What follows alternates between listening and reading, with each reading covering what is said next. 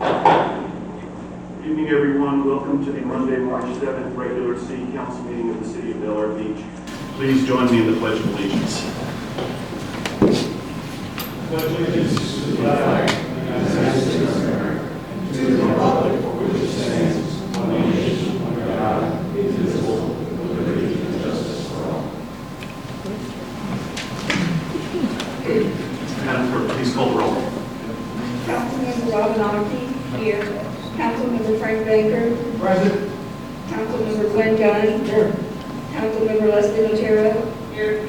Councilmember Rita Swope. Here. Vice Mayor David Gaddis. Here. Mayor Joseph Manzo. Here.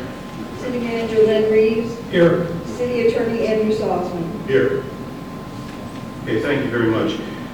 First item of business is to approve the agenda. Do I have a motion? Motion.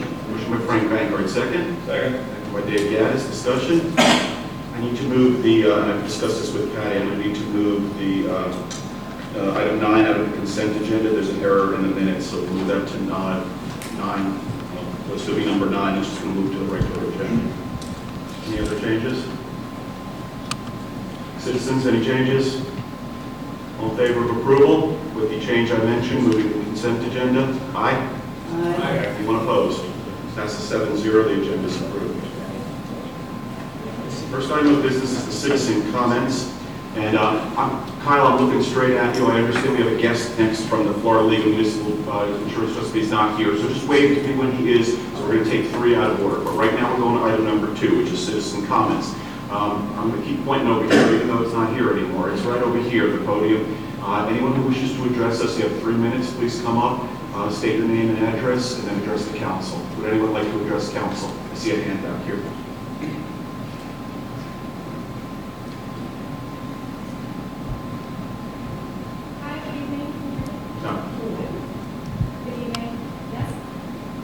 Still not good. Lenny, what's the start?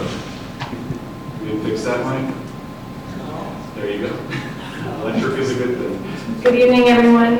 Andrea Acaboni, 119 12th Street. I somehow made it to the agenda tonight, so I feel like I need to speak to it.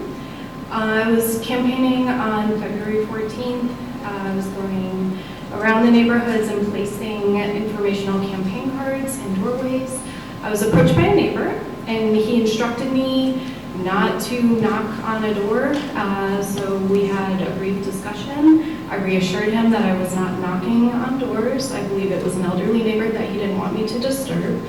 After the discussion, I moved away from him. He then kind of positioned himself in the crossroads so that I either would have had to go through him or around him or engage again, which I chose not to do. I felt like he was maybe watching me to make sure that I didn't go to that house, and I'm a responsible citizen if he asked me not to, because I wasn't going to. But either way, I felt extremely unwelcome, and I felt that I really wasn't able to campaign properly that day, and that's my concern. Thank you all so much. Thank you, Andrea. Anyone else? Yes, sir.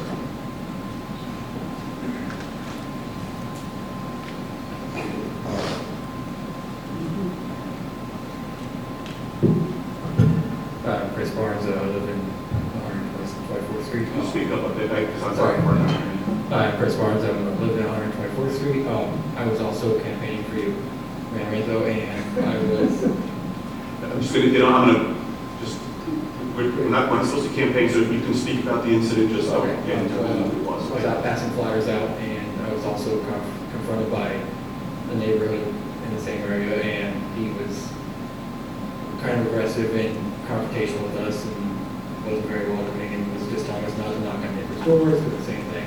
Said I happen to have a aggressive Doberman Pinscher. She's not an aggressive Doberman Pinscher, she's just a small 50-pound little black lab mix of some kind. And I was actually probably about 10 feet away, almost towards the other side of the street with the dog. I'm actually in the process of making her my service dog for me. And so she's not confrontational, she's not aggressive, anything like that. And so he was more confrontational with us and trying to stop us from walking. And he was not very nice at all. So that was about it. Thank you. Yes.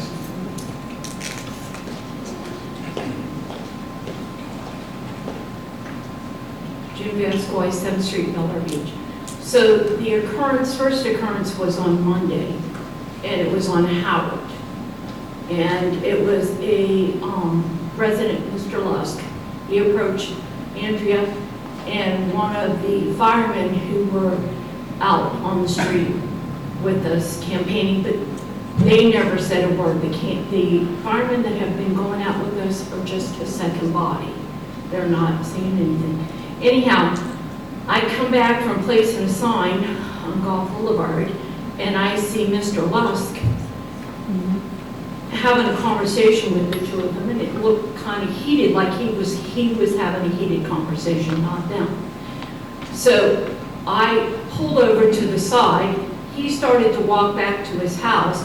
He came back because he saw my car, which stands out, and he started to approach me, and I told him I was not going to speak to him, that I felt unsafe around the people that were campaigning for the other side. So then he proceeded to go back to his house. That was on Monday. So there was 2 incidents on Monday, and the third one was on Wednesday with the same gentleman. It wasn't until Wednesday when we had to file a complaint with the sheriff's department, because I thought 3 incidents was beyond what it should have been. And I just thought it might progress further. So I felt like it was important for us to file a police report and get it on the record in case something should occur or progress further. Thank you. Thank you. Anyone else like to address council? Yes, hand it back.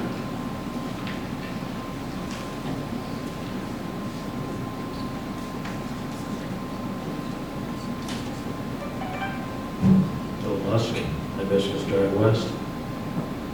Can't believe I'm standing here right now. That was me they were talking about. You all called the police. I honestly, as it relates to Andrea, remember the conversation well. I told them point blank, I love what they're doing. I love volunteering. I respect their candidate for volunteering for the city for 3 years.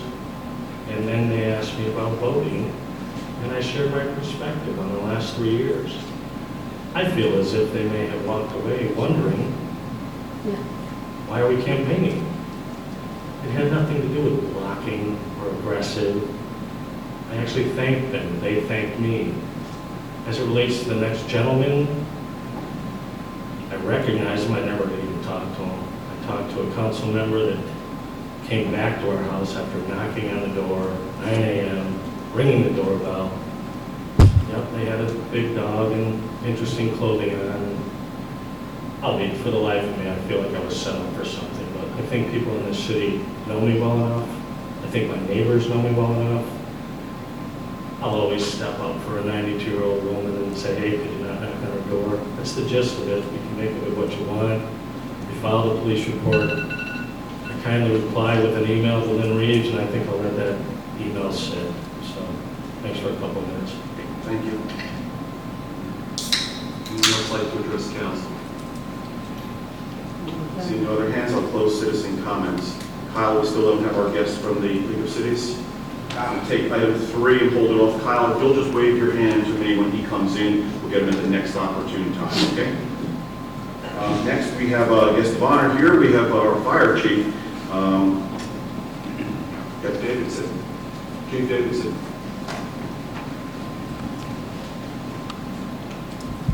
Good evening, everyone. Jeffrey Davidson, Fire Chief for Pinellas Coast Fire Rescue. We're proudly serving this in Bel Air Beach. I want to give you an update on the fire and EMS calls here in the area. In the last ending February 28th, luckily we only had 63 fire and EMS calls in Bel Air Beach. Excluding the downgrade calls, we had an average response to your calls of 4 minutes and 47 seconds, which is a pretty good response time. We're happy to serve you. The county standard is 7.5 minutes, so 4 minutes and 47 seconds average is a good service to your community. Wanted to invite everybody on Saturday, March 19th at 10 a.m. We are having our new fire engine will be there, and we're going to have a wash down ceremony and some refreshments, and we'd like to invite the community to come and participate. So there's some flyers over there on the counter, and we hope to see you there. Thank you. Chief, you Just hang on 1 second, see if anybody has any questions here. Council, any questions for the chief? I don't have a question. I just want to commend people that work for you. One of my neighbors had to call 911. They called me. I went over until you guys got there. You know, I stayed out of the way while you guys did their thing, and I was very impressed with their level of knowledge, their integrity, and the way they treated my neighbor. And it was a wonderful experience, and nice to see you guys in action. So thank you. Great, thank you very much for the feedback. I rarely hear, I do hear them, but I rarely hear a negative comment about Pinellas Suncoast Fire Rescue, and it's really unbelievable how many people send thank you cards, or they'll stop by in the station just to say our men and women go the extra effort to make sure that your needs are met, you know, even after the emergency's handled, just to make sure you have everything that you need. So anything that we can do for you all, please just let us know. Chief, I want to commend you and thank you also. I mean, number one, that response time is terrific.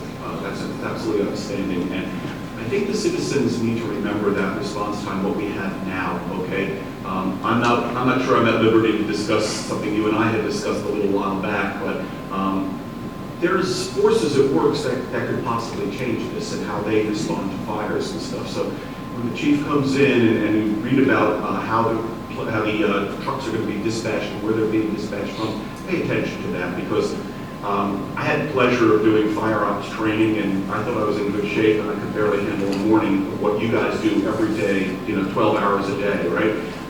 It's tough work, and mine was a simulated thing. You're doing the real fire and real smoke.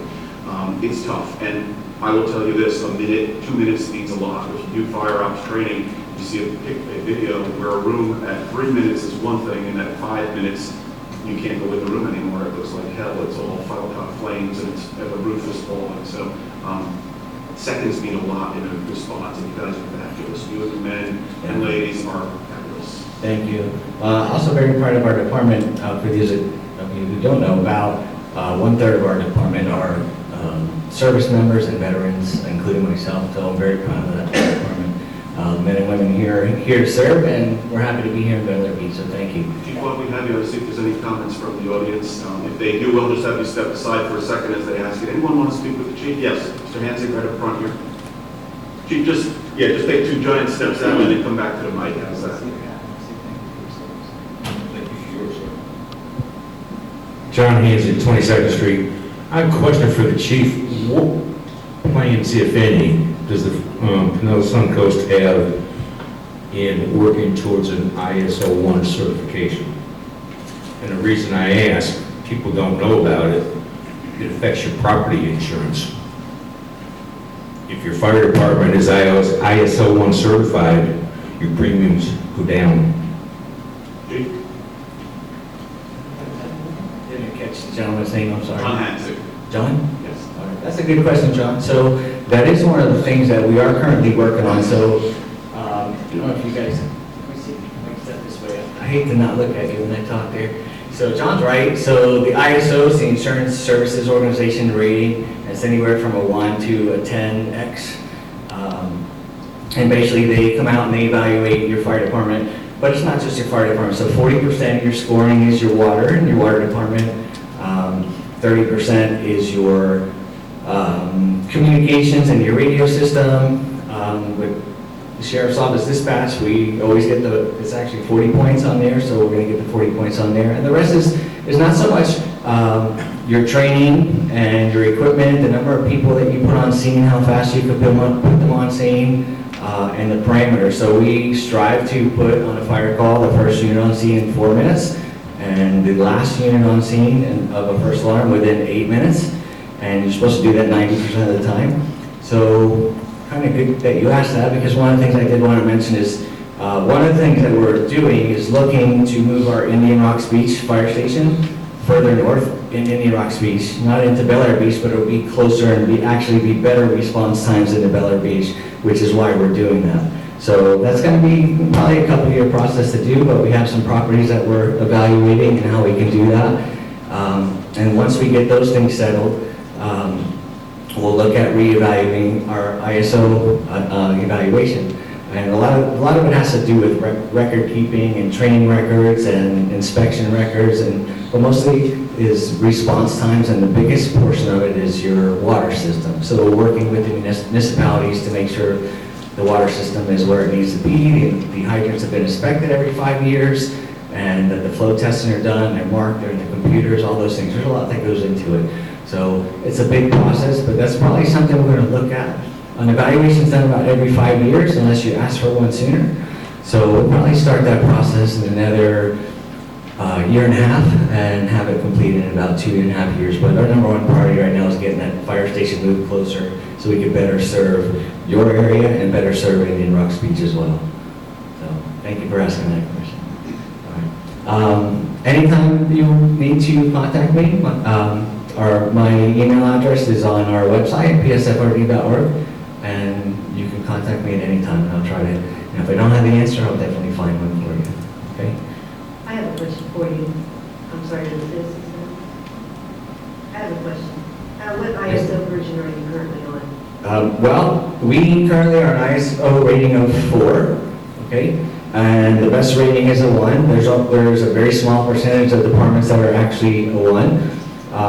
And like I said before, the majority, 40% of that score is your water department.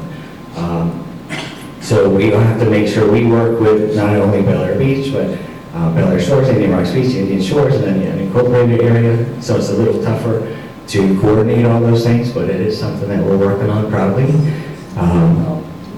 So to get us to a class 2 would probably be something that we could easily do. Not say easily, but with the work that we do and just documenting the work, because that's usually where people lose their points on their scoring, is not that they didn't do the work, they just didn't document that they did the work. So that's the problem. How do you pass that cost along? Are you passing that along to the taxpayers, or is it an internal Oh, there's no cost for that. cost for your ISO certification? You can improve it? No, ma'am, there's no cost. No, ma'am. And the things that they do, the record keeping is something that the lieutenants and the firefighters and the drivers do on a daily basis. And it's just making sure that it gets categorized in the right places and we know where to pull that data from. So when we have fire calls, they don't want to see every fire call. They don't want to see fire alarm and things. They just want to see the working fires where you needed the 15 people on scene minimum and how fast you can get there. So those are the kind of things that they look for. But great questions. Any other questions for the chief? Chief, thank you. You're welcome here. Thanks for the great work. Hopefully we see you on the 19th.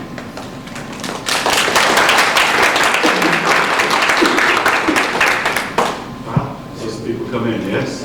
Okay, all right, so we're going to go back to number 3, which is a presentation from the Florida League of Cities, Florida Municipal Insurance Trust, Level 2, Certificate of Safety Excellence to the City of Bel Air Beach. This was a certificate for risk management score 100% for the FMIT Safety Excellence Initiative. Mr. Representative. I'm going to turn sideways if you guys don't mind as well. First of all, I want to apologize for being a little bit late. I was at Bel Air Bluffs giving them their level 1 certificate, so I had 2 meetings back to back, so it was a little tight on my time. My name is Trevor Reshley. I'm a safety and risk consultant for the Florida League of Cities, and I'm representing the FMIT, which is your insurance provider for the city.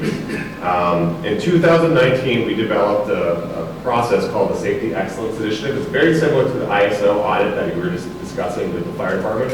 And it's designed to encourage municipalities to create and implement safety management systems for both worker safety and public safety. So I want to, first of all, congratulate the city for being the first city in the entire state of Florida to go through the entire process for level 1. That was in 2020.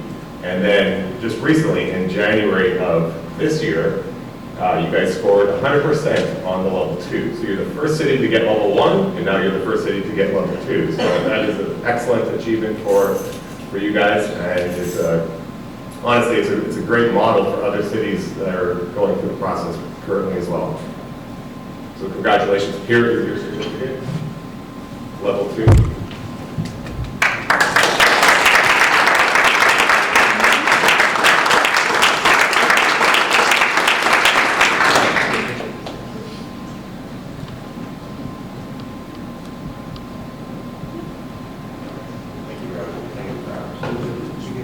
Any questions on the program or anything like that before I wrap it up? Thank you. Thank you for doing the program, keeping the cities at their absolute best, and thank you for the recognition. Really appreciate it. Excellent. Well earned by our staff here, Kyle and Lynn Riggs, and everyone else who worked for this. Great. Thanks.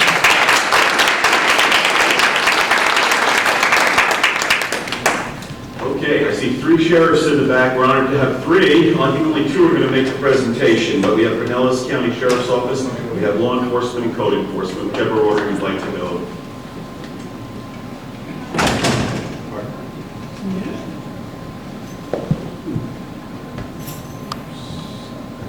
Well, that's weird. I can see myself on the computer now. I'm not used to that. Good evening. I'd also like to take this opportunity to let the fire department know that we applaud them every time they leave the scene also. Sergeant Switch with the Pinellas County Sheriff's Office. I am presenting the stats for January of 2022. Under the UCR property and person crimes, I am showing 1 assault, which was domestic related.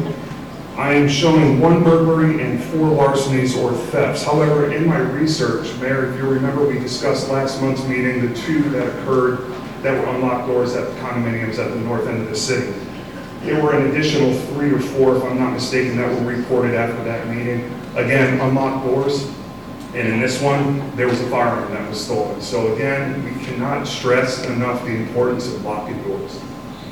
However, in reading the report, it looked like they were visitors from out of town. So it's kind of difficult to get that message across to them. And of course, I'm sure it was an oversight on their part, but through the research, that's what I found.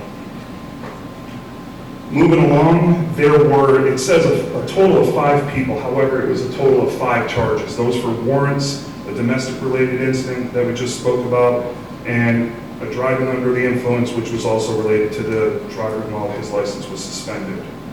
Under deputy activity, you will see that traffic enforcement leads that category, directly followed by directed patrols. Lastly, there was 1 crash in the city, and that's not including the one that obviously occurred. I'm sure everybody's aware of that one that occurred right here at the intersection, but the crash itself resulted in Bel Air Shore. And then lastly, there were a total of 164 citations and warnings issued. Of those, 134 were warnings, 21 were traffic citations, 5 were parking. However, I don't have the ability to break it down whether or not they were citations or warnings because you handle parking citations in-house. And then 4 were voting. And that's all I have. I know this is the January report, but once again yesterday, minding our own business, and we got the Hollywood movies coming through with high-speed chases. You guys are doing an incredible job keeping us safe under some really scary circumstances. We had a family member right opposite where that guy crashed and grabbed somebody out of the car. They were at Krabby Bill's yesterday when that happened. Kudos to the sheriff's department and the bravery that they do. Folks put out day in, day out. It's just amazing. But we're a sleepy little town generally, and to have these high-speed car chases, it's just getting a little scary. So. It is, and unfortunately, I wish we could proactively prevent that from happening, but sometimes it's reactive. And half the time, it seems like it doesn't even begin in Bel Air Beach. It's just a commuter cut-through area. So sometimes it'll start in Clearwater, they'll come through here, Largo, Indian Rocks, and work their way up. 2 for 2. I'd like to say keep up the good work, but I'd like it would be nice if it just would go away. This one started, I know, in Dunedin, but hopefully we won't see it anytime soon. It's a little scary. So, Council, do you have any comments or questions for the sheriff? Citizens, anything? That carjacking that happened, was that a minor, or what was the age?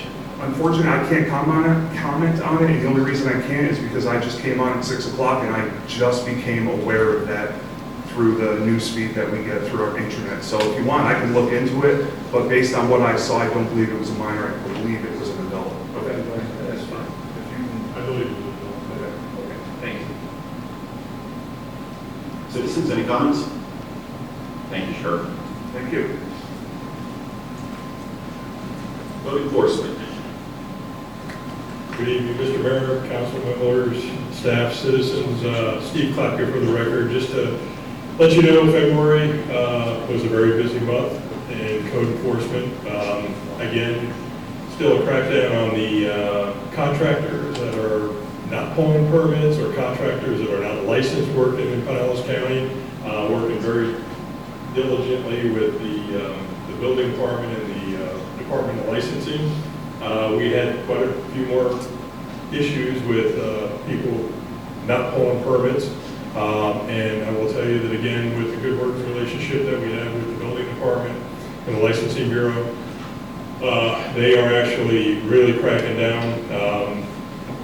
I will tell you that on a couple occasions when I pulled up to a home where they're doing work, first thing was, whoa, we heard about you, here's our permit. And that's what we want to see. Again, that's for the protection of the citizens of the city. And again, no real major incidents to report, but again, we're out there actively going after these contractors. And some of the other code violations, have kind of dwindled down. There was some citizens that we sent letters to that have responded and took care of their incidents. So I think last month I had like 12 open cases, and I think I'm down to 2. So other than that, it's been productive, and again, I enjoy what I'm doing. Deputy, it's hard not to notice the step up in the enforcement on the permit situation. So hopefully the word will get out. If it doesn't get out, maybe I watch the movie here or the film of this night, and I mean, you're going to get them. I mean, it's all over the place. It's like every day you're getting people. So you definitely got to pull the permit. If you need to pull one, get it. Perfect. And like I said, I thank Len and Laura for coming up with that new spreadsheet that works out a lot better, so you guys can see exactly what we're doing. And any incident that I come across, I go ahead and log it in there, whether it's a parking citation or a permit or whatever the issue is. Council? Citizens? Thank you. Thank you very much for your time. Have a good day. Item 6 is the city attorney report. Attorney Salzman?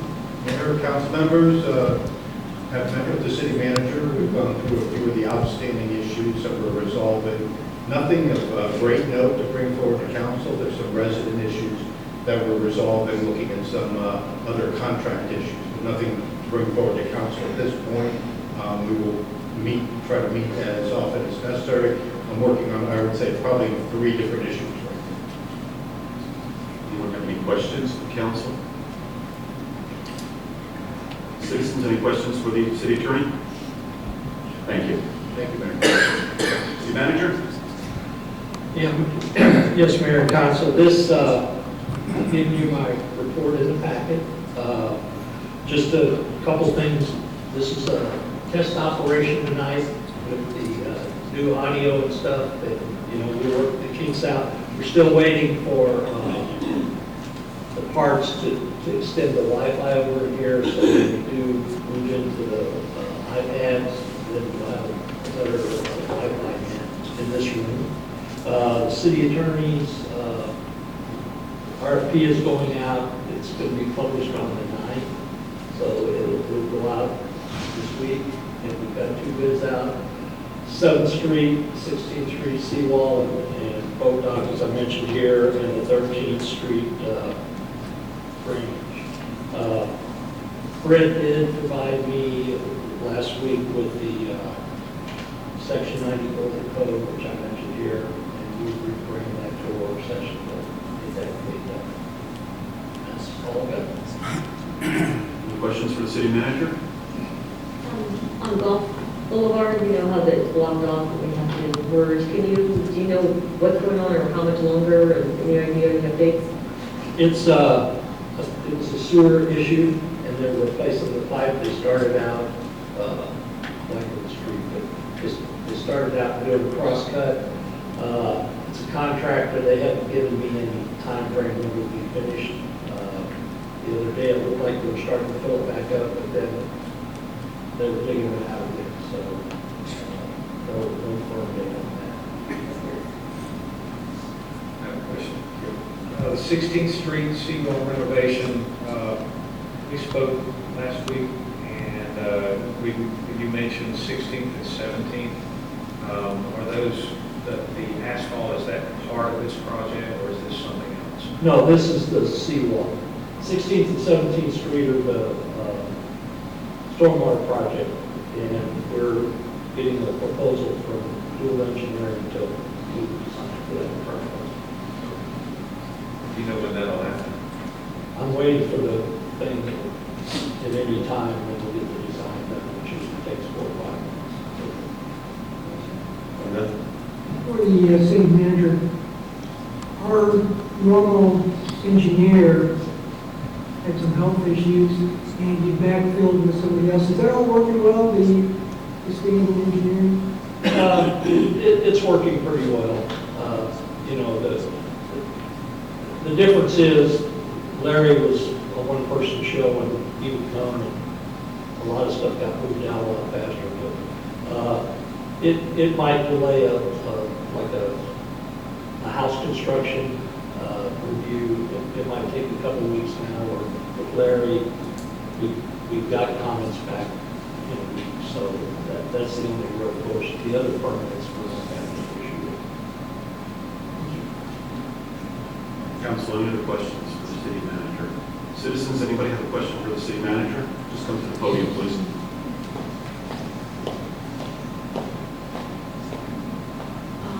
Jim Vanscoy, 7th Street. There's 2 poles that I've seen in the city, and I'm just wondering if this is 5G. Have you noticed them? They have like a tall tube, rusted tube sitting on telephone poles. Is that 5G? I don't know if it's been upgraded, but that is part of the communication system for the satellites. I don't know for a fact that it's 5G. The way that it's went, since the legislature kind of took away our authority, we don't really, they can come in and put it wherever they want. We can. Well, I know that we cannot dictate where they put them. We can dictate, though, according to the statute, that we can dictate how they look, the beautification of them. You can dictate a little bit about landscaping, but the pole is not really going to change. All right, thank you. It took it away from the cities to issue right-of-way permits and things of that nature, so. Speaking about that's known as preemption. Sometimes Tallahassee says that they don't want the local cities, the localities to handle something, and this is a situation with 5G, so yeah, we got very limited as to what we're able to do, so you may find a 5G antenna, and that's not Glen Reeves or the city council, it's Tallahassee. And the big cell phone companies. Yeah, and like I said, they pretty much have a free-for-all to put them in the right-of-way wherever they want. Most of them look like it's a single pole. Sometimes I call it an ice box that's next to them, a little more. Actually, there's one across the street right here. And then it's got like a Shriner's cap on top of it. This is an example. Yeah. That's That's what it is. Any other questions for the city manager? All right. Yes. When you had mentioned. Wait, come up, introduce yourself and speak to the mic. Lynn, you had mentioned the 16th Street, did you say the boat dock there? You mentioned something about The seawall is going out to bid, or it's out to bid right now. There's a little, what do you call that at the end of that street, the fishing? Cul-de-sac? No, there's a platform out there. Yeah, the dock. Okay. You're not doing anything with that? No, they will modify the seawall and they'll have to adjust it. The reason I ask is there used to be able, you could pick somebody up on a boat there. There was 2 steps going down, that rotted away. That disappeared, nobody fixed that. There was a hinge system so you could, it's got the platform on it. You could lift that up, get on a boat, go down the 2 steps. The steps rotted away, never got replaced. The hinge system, they put a solid board in there, reinforced it, and that's it. Are we doing anything with that? Or is anybody aware of that even? No, we're aware of it. Actually, it didn't rot away. It was hit by a boat. Well, regardless, the steps are going. Yeah, and they're gone. The boat hit it and knocked it loose. We have projects for docks. That's not the next one. The next one is 7th Street that we're going to Is that somewhere on the list? If we Put it back to the way it was. well, we'll replace the dock, the whole thing. A year down the road, a couple years down the road? It's probably a couple of years. It is. Yeah. And we pulled that inch thing out for what reason? So you wouldn't go off. There was a So reason. you can't use it, is my point. Right. It's been out of commission at least a year and a half. No, I'm aware that somebody did. Well, as long as somebody's aware, because I used to use that, I can't use it. And as far as the ramp down here, when are those piers going in? I'm losing. Or whatever we had there, something. There, right now, what is out to bid is the ramp and the seawall there. After that's finished, then we are in the process of getting quotes for the dock. Oh, so that's what it was. No, it would be this week. Thank you. Okay. Any other citizen questions for the city manager? Okay, seeing none, I'm going to close the city manager's report. Thank you. City clerk? On for the election, that will be on through the month of March. The Unicode codifying, I'm waiting for the proofs to come back from Unicode so we can get those codified. And then the public records request, that's been flowing, ongoing. And that's everything. Any questions for the city clerk? I'm done. Which mini code is still using? Pardon me? Which mini code is still hanging out there right now? Just waiting to finish the codifying. I don't have that in front of me, but I can get it to you. I'll check it. Okay. Any city council comments? Questions for the city clerk? Citizens, any questions for the city clerk? Close city clerk report. Thank you, Patty. Okay, we go into the regular agenda. We moved item 9 off consent into regular. This is a motion to approve the February 7th, 2022 city council meeting minutes. Do I have a motion, please? So moved. Moved by Glenn Dunn. Second. Second by David Gaddis. Any comments starting with Glenn Dunn? I'll defer. Deferring to me? Yes, thank you. So I only had one change, and Patty, you and I went over this. I am prepared if you want to play the audio if we need to do that. The last comment on the notes here, it said, Mayor Manzo found Councilmember Nantero's point of order valid. It should be not valid, and that occurs at 54 minutes and 37 seconds of the audio tape. And if the council wants to hear it, I think I can pull it up on my phone. You can take my word because that's a pretty exact measurement there. So that was it. Other than that, I find the minutes to be absolutely fine. Mary Ann, I would have to listen to it and then, just to make You want me sure. to play it now? If I had a reception here, I could play it. We don't have to play the whole tape. We just need to start by getting No, I have my minute, I have each, just like we have it timed, I have it timed. Okay. So I can go back. So you and can check. listen to it. But yeah, can we do it just like we did last time, contingent on? I have no problem with that. And if you think I said something else, then contact me privately and I think I actually explained why I said no on that one, so I can go afterwards. So, Okay. other than that, I'm fine. Any other council discussions, comments? Citizen comments? Last word. None. Okay. So with that change, conditional upon Patty finding what I found in terms of the mistake, in terms of the point of order, we'll vote on the approval of the February 7th, 2022 City Council meeting minutes. All in favor to approve, say aye. Aye. And anyone opposed? 7-0, Patty.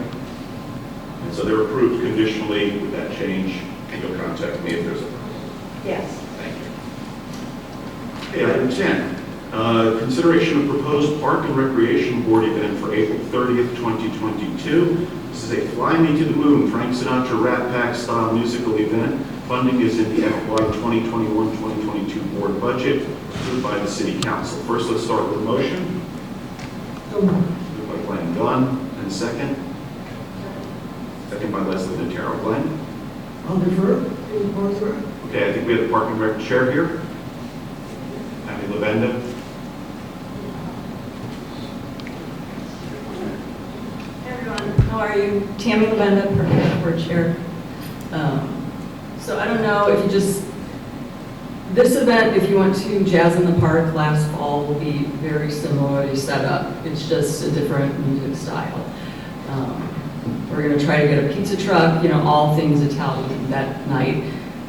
And we're basically using for the budget what we used for the flyers last year, because we don't have to mail out flyers this year because we have the sign up front.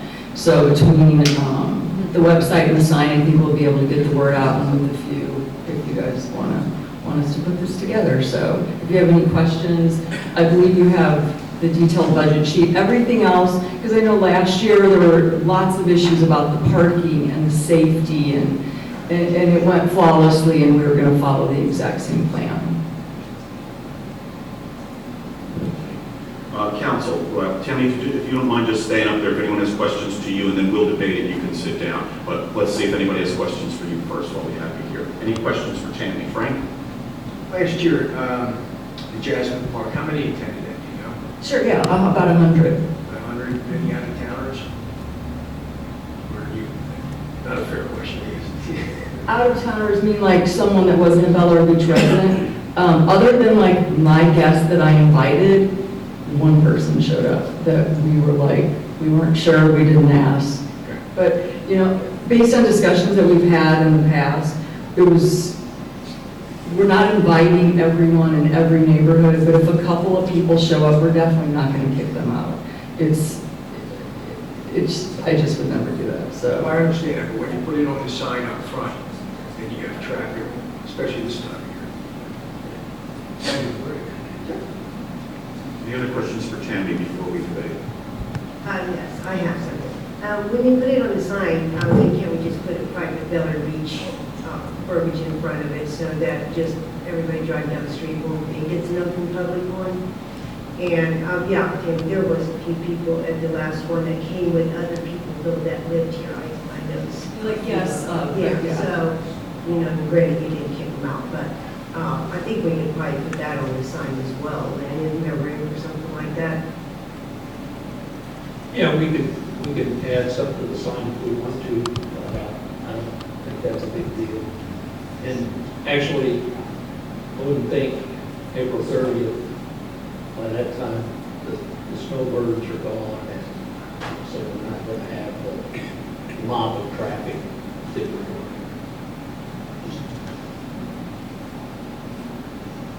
Council, any other questions for Tammy LaBelle? Tammy, thank you. We'll debate it now, okay? Okay, thank you. Now back to the council. Glenn, you deferred, so council's open for comments and debate. I'm all for it. I think it's a great idea. I probably would not want to put that the only private for Bel Air Beach, because that seems very unwelcoming. And even if that's the vibe, I don't think that should necessarily be advertised. It doesn't look good for the city when we're like us only. So I just think it should be on there. If out of town people come, well then that's just what you do, and more than merrier. Frank? I'm hoping to support this, since if they're not going to put it, I like Councilwoman Swope's idea, but I understand what your feelings are. But then let's sell tickets to it. Since there's only 100 people that attended it, there's what, 1,600 residents, even if there's only $2 a ticket, all right, then keep it more private. Just my thoughts. Because she does a fabulous job, beach cleanups and everything else. She is a gift to the city. So I commend her for everything. I'm going to have to agree with both of you. Robin, I think it's just nasty to say no one else is invited. If someone happens to come, we got room, we're paying one price here, so come on down. It doesn't really matter. It's not like we're going to have, this isn't going to be Woodstock and 100,000 people are going to show up. Frank, though, I'm with you. I don't know, we were involved with the original law. This was, the idea of having stuff in the city. I think I floated back when we first started this council 2 or 3 years ago. And we had some pushback from some citizens. And some of the pushback we got was, should we be using city money for this? So the first event that we ran, which was the biggest event that's been run probably in decades, which was the city festival. That city festival was completely self-sustaining. In fact, the city's festival made $1,700 after all expenses were paid. Now, what I'm seeing here, and budget, the way we did this, because I remember it well on the council, we said we didn't know if we'd even get a sponsor the first time.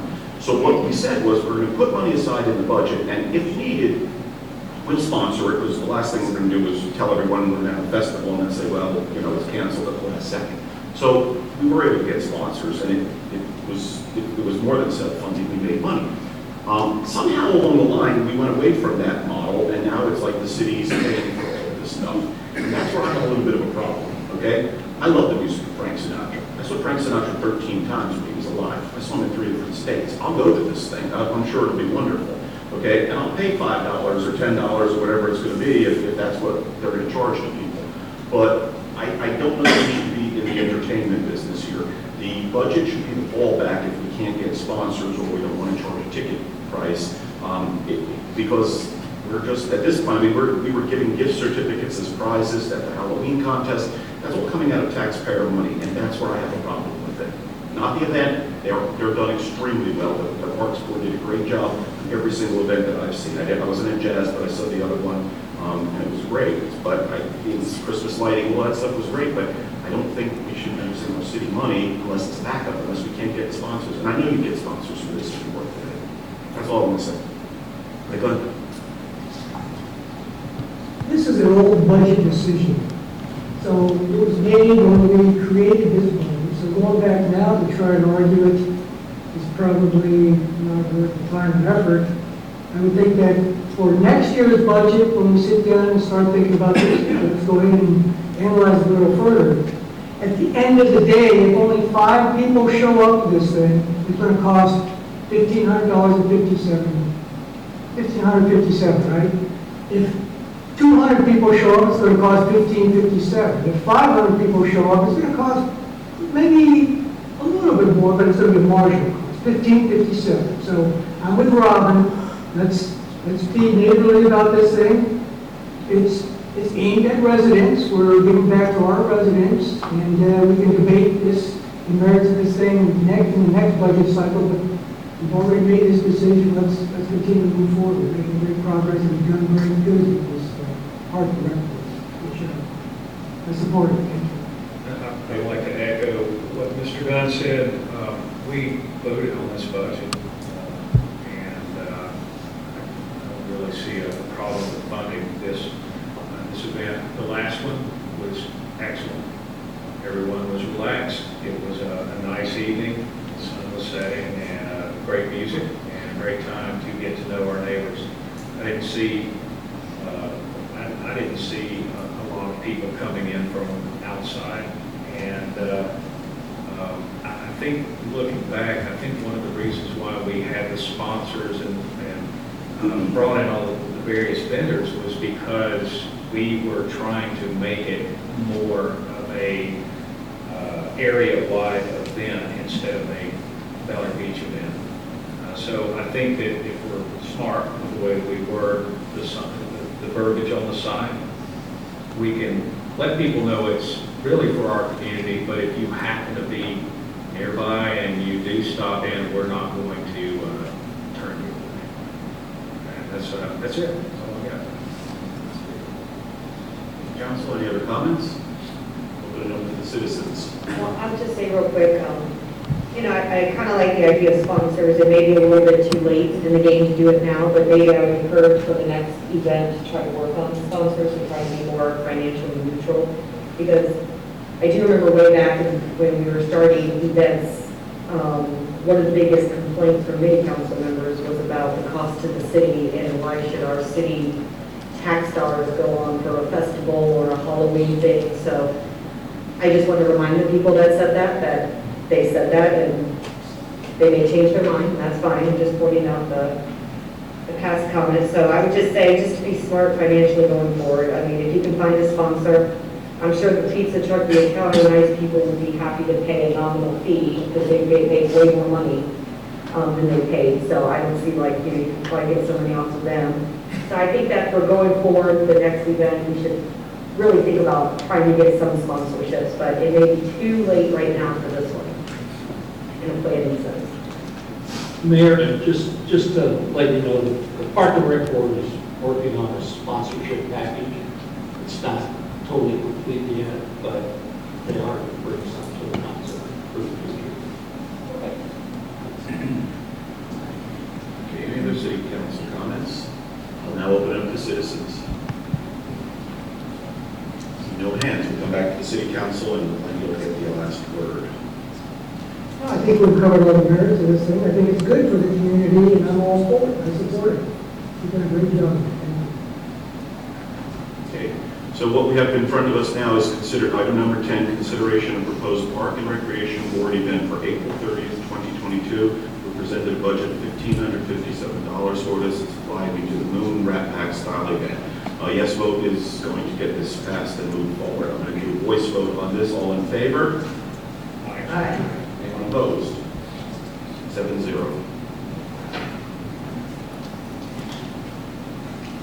Item 11, consideration of merit pay increase based on annual evaluation criteria for city manager. So merit increase based on the city council employee evaluations. First, a motion.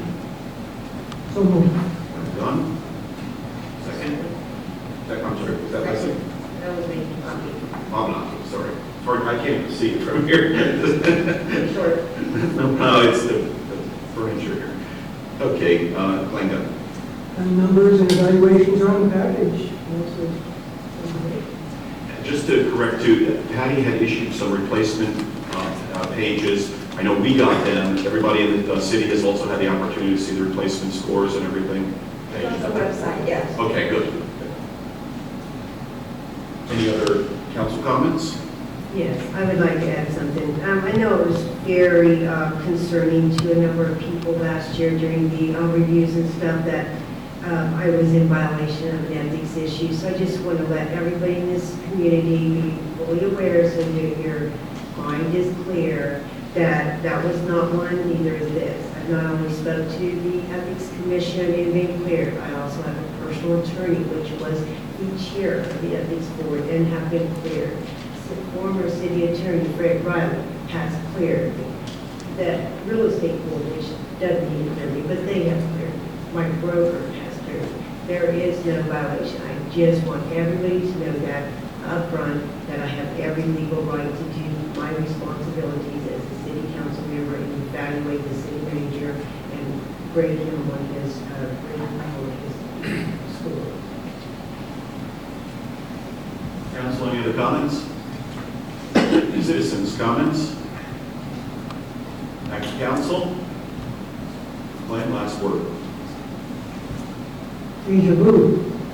The information's in the packet, the evaluations are there, the numbers are clear, And what we would be talking, this isn't in the question, so I'm going to add this to the question. We're talking about a 3% raise. That's what the numbers show. Correct, everyone on council? Did I say that correctly? If I didn't say that correctly, say something. Okay, so it's a 3% raise. So I'm going to call the question with that in it then. Consideration of 3% merit pay increase based on the annual evaluation criteria for the city manager. That's based upon the evaluations that are in the packet. I'm going to do this a voice vote. All in favor? Aye. Anyone opposed? 7-0. Congratulations, Mr. Roos. Thank you. Thank you.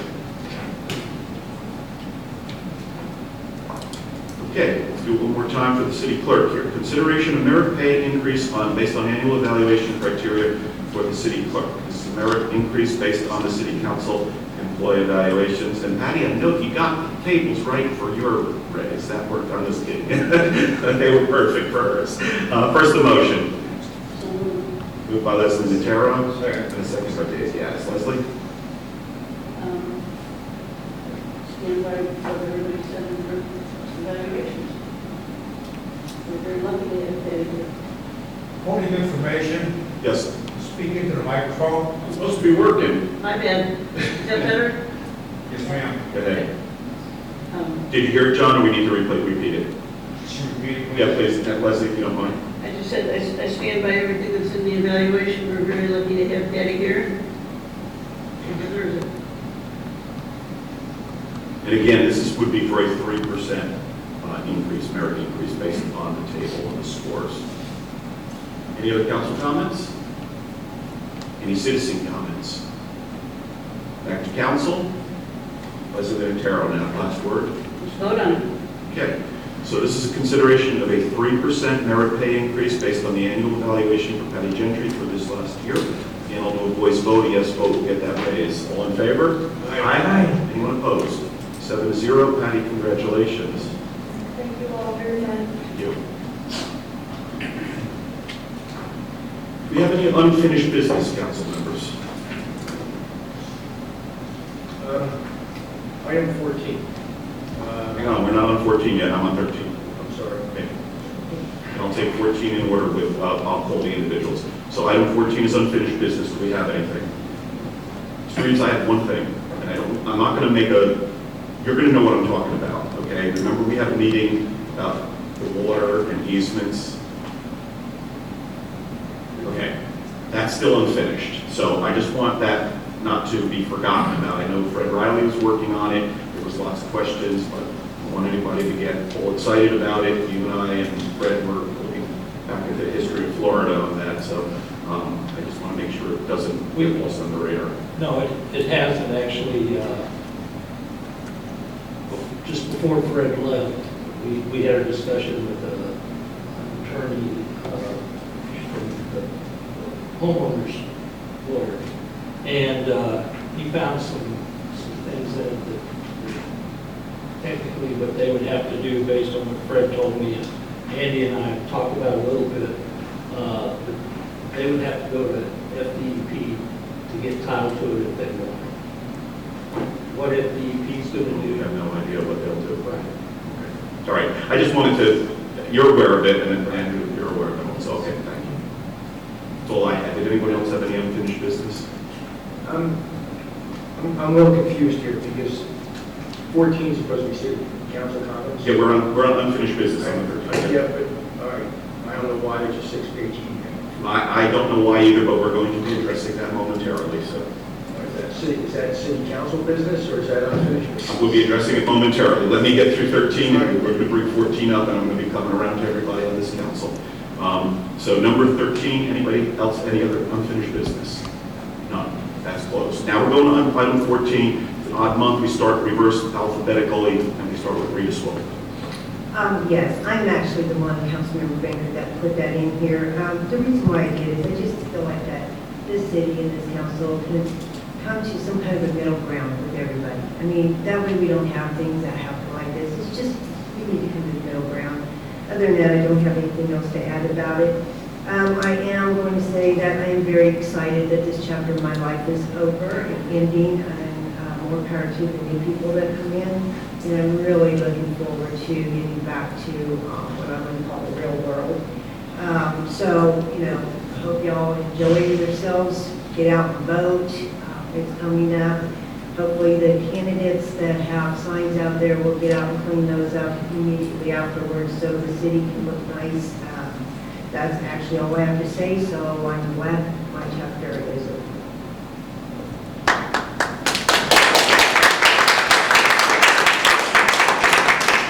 Leslie Mataro.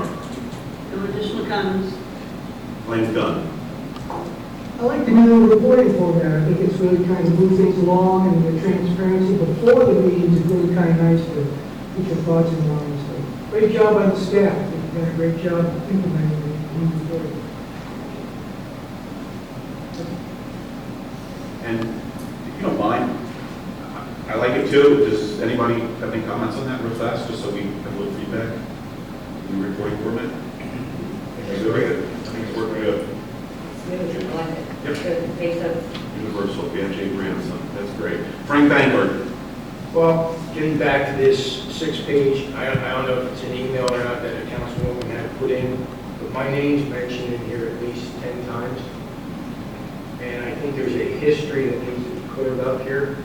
You have the floor. I'm going to give the same note to you that I gave to the citizens when they spoke. We're not going to speak about any particular campaign. We're not going to attack any individuals, but you can certainly speak about your actions and what you want to do with this. Well, I want to enter this, it's a little lengthy, but I want to enter it into the record, and I have emails to back it up. Are you asking that this be entered word for word? Yes, and I have it typed out here too. Patty loves you for that, I'm sure. Okay, so Patty, this is. I can email it to Patty too if she wants. If she's. Frank, you have the floor, go ahead. Okay, this is about line item 14, city agenda this day about Mr. Lusk on his business program. There's a little history here. On February 6th last year, I was out door-to-door campaigning for myself. I met Mr. Lusk that day, who spoke to me for about 20 minutes about the city, primarily about his boating and marina, which he has a boat slip. After my election to council, I further received an email from Mr. Lusk, which I want to quote. "You did all the right things to earn the most votes. Congrats, Frank." Last year at our council meeting in October discussing buoys, it was stated by a council member, because I brought up the issues of buoys, listed in Bel Air Shores and Bel Air Beach, is now under scrutiny of improper marking on our buoys. A member of council also noted, which was sustained by another, it is to their understanding that other neighboring towns also are under scrutiny because of my persistence on this matter. First, I want to clear that misleading statement up. On March 3rd last week, I attended and spoke to the Florida Fish and Wildlife Conservation Commission, FWC, in Tampa. While I will get more in depth of that meeting in this report, I want to note I was told towns and cities that have buoys and markers marked idle speed, no wake, are not required to change their buoy markers because they are grandfathered in because these permits are perpetual. The problem here, according to FWC, our city has to modify the perpetual permit, which was granted last year, which takes away from the grandfathering clause, hence changing the current buoy language. Furthermore, in October 2021, I received a call from Mr. Lusk about the buoys possibly being changed in Bel Air Beach because I raised issues with FWC. I told Mr. Lusk I was on vacation with my wife, and he said, "Can you give me a few moments?" Mr. Lusk and I went into a conversation lasting 1 hour and 44 minutes about him being a boater, enjoying the right to anchor his boat near the shoreline and go to his home and to attend personal business. I asked Mr. Lusk numerous times as my wife became increasingly angry to get back to Mr. Lusk, but each request was followed by just a few more moments.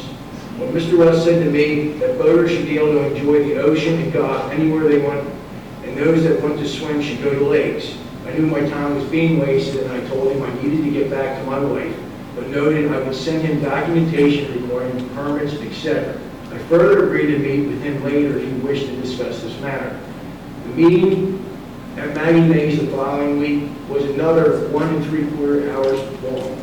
After the first 30 minutes, I told Mr. Lusk, we just have a difference of opinion, and you're holding me to actions which occurred a year before I sat on council and proceeded to get up and leave. Mr. Lusk then said, "So you're going to leave and not hear me out?" I said, "Again, last week and today, it seems it's the same position.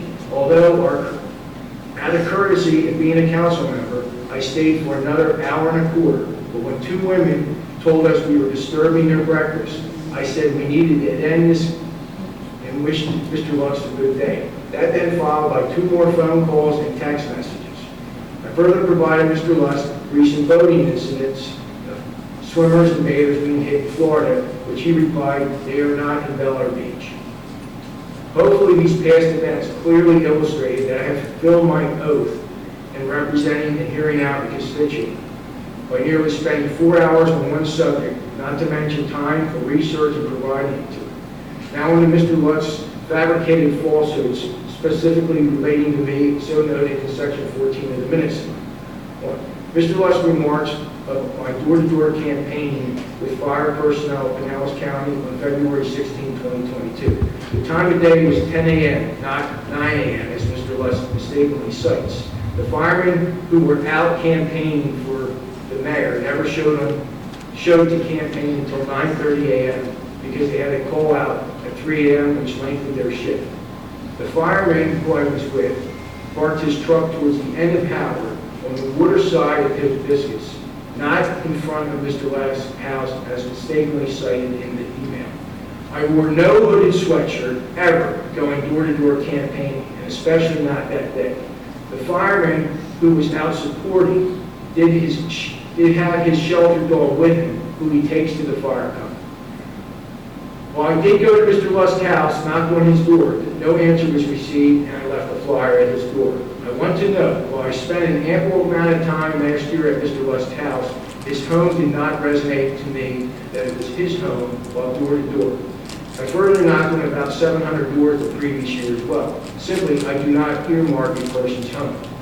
While proceeding south of his business, I did notice Mr. Lusk waving his arms and hands at me in the street, which I waved back and continued door to door. After completing our door-to-door, the fireman and I went back to his vehicle to go to our next destination. Mr. Luss was still in the street when we walked by and was on the phone and said, "Frank, I need to talk to you." The fireman and I stood and Bill continued to talk on the phone. I then said, after about 1 minute, "What do you want?" Mr. Luss replied, "Can't you see I'm on the phone and you will have to wait until I'm done?" I then said good day and proceeded to walk away, which followed Mr. Luss putting the phone down and saying I was rude for not letting him complete his call. Mr. Luss then said, "Frank, a number of elderly residents are scared when people knock on their doors, and I'm asking you not to do this." I said, "Bill, a year ago, you were thrilled with door-to-door campaign. If anyone does not want to answer, they don't. And I never spend more than 1 minute at any home when there is no answer." Mr. Luss said, "Frank, let me talk." I said, "Bill, you only want to delay my work here. Have a nice day." And we proceeded down the street and got into the fireman's truck. Mr. Luss so notes that I filed a police report on February 16th on this matter in those minutes. I have not filed any police report on that day or my entire tenure in this city. Mr. Luss replies that he is a spokesman for the elderly and expects others to follow his direction. Mr. Luss is not an elected official of this city. If he desires to represent the elderly or anyone else, he should seek elected office. Finally, Mr. Luss contacted me by email on January 25th, 2022, or 22 days earlier from the February 16th issue, after I blind copied him and many other residents about a city matter regarding beach umbrellas. He replied he did not want to receive further email communications, campaigning, lobbying, and/or communications from me anymore. He further claimed my attempt to bring back shade was a rogue attempt. I responded, "So no further communication occurs, and I don't want to inadvertently send him another, please block my email." That proceeded by his assistant then contacted me. Then an irate call from Mr. Luss, who said loudly, "I don't want any further communications from you," and hung up the phone. While Mr. Luss asked our city 4 questions in that email, who only God would know the answers, and not our city manager's job or duties. He ends his email to our city manager, "What has happened to our beautiful city? I believe our city is as beautiful as the day I moved into it.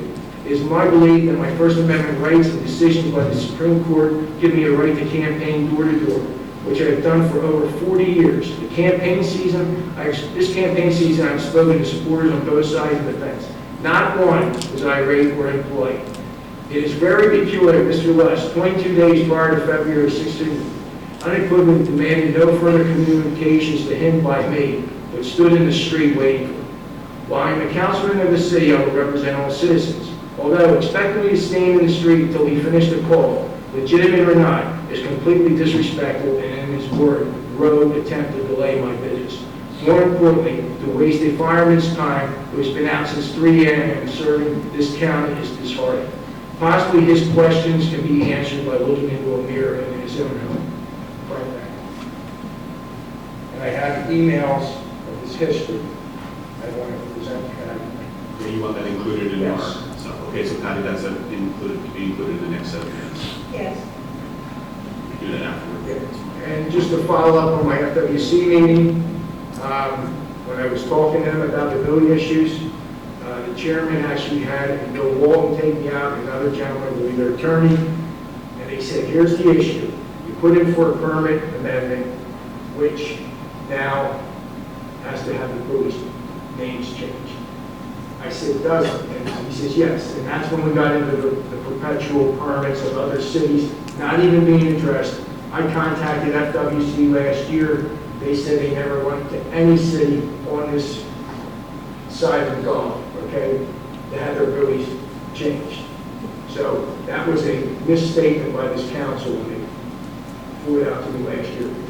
I also said, so because we amended the permit, the buildings now have to be changed. He said, yes. I said, well, I have 3 emails, which I gave their secretary, stating what language do you want on these buildings in May of 2020. Each one said idle, speed, no weight. And that goes back to 2019. Attorney then said, oh, there's the problem. We will take this back to Tallahassee and get back. I don't expect anything in return, but I'm going to keep filing, as Frank Baggard's citizen, more appeals. That's all I have.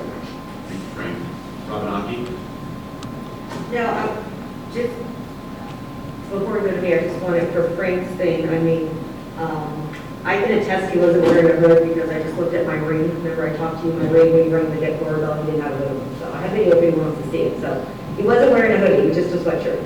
So I can confirm that by video when I talked to him to say I wasn't home, and sorry, but thank you. As far as my comments, I don't really have any comments. I say good luck to all the candidates. Doesn't matter who you vote for. The most important thing about this election is to vote. Doesn't matter who, just vote. That's the best thing you can do for yourself, your country, your city is to vote. So I just encourage everybody to please vote. Thank you. Dave Geddes? I think that this is our, unless we have an emergency meeting, this will be our last council meeting in this format. Don't know who's staying, who's leaving, but it's been an honor to serve with each and every one of you. And definitely it's been a rewarding 3 years. I've learned much about the city, and I've also learned much about each and every one of you. I wish all the candidates the best of luck. I also would like to encourage everyone, if you've not voted, please do so. And we'll see you on March the 15th. Thank you. Frank, I want to first address the packet, because item 14 that was placed in here. I did not file that police report. I was home. And the reason why I was home through a lot of this election was so that these events didn't happen directly with me. The reason why firemen were going around with campaign workers was so that there was protection. Okay. The final straw, and I'm not going to embarrass the person because that person's here today. I'm not even going to say the person's sex, but there was a person who was screaming. It wasn't Bill Lutz. Okay, this was different. This was a different street. And two of my campaign workers saying, "Did you see this? Did you see that?" Just jawboning. No one in this city should have to go through that. Had I been there, I would have got my telephone out and reported it, and you would have been facing a criminal harassment charge. That is harassment. You don't do that. You want a campaign? You can knock on doors. You can knock on the door right after we get done if you want. People have done that. But you can't be doing this to people. You can't be doing this around the city. And in terms of whose house you can go to, anyone who's campaigning, anyone, for anything, by the way, president, vice president, Congress, whatever, go to any house you want. If a person asks you to leave, you have to leave. That's it. They have no right whatsoever to tell you not to go to someone else's house. It's none of their damn business. And it happened several times, and that's why a report was filed. If it happens again, it'll be more than a report. It'll be a full complaint. I'm not going to tolerate it for anybody. And that would go, if my opponent was going through it, I wouldn't tolerate it for him. I would never stand for that. So I applaud everyone who's campaigned and put their hat in the ring here. Me and Dave may not agree on everything, but one thing I do agree on, it's been an honor to serve on this. This is our last meeting unless there's an emergency of this council. I think as a whole, we may have had issues where we agreed and disagreed, but I think one thing we can all agree, where we leave Bel Air Beach now, 3 years ago, you're in a much better place than where we were 3 years ago. We've helped this city. I'm proud of the work I've done. I think everybody else on this council should be proud of the work that they did. And I echo what others have said. It's your right to pick your people who are going to serve you. And the election is March 15th. So whomever you vote for, exercise your vote and exercise it carefully. It's been an absolute honor to do this. I think I speak for everyone on this council. It's been our honor to serve you in this council. So with that, I'm going to ask for a motion to adjourn. So moved. A second? All in favor? Aye. Thank you, everyone.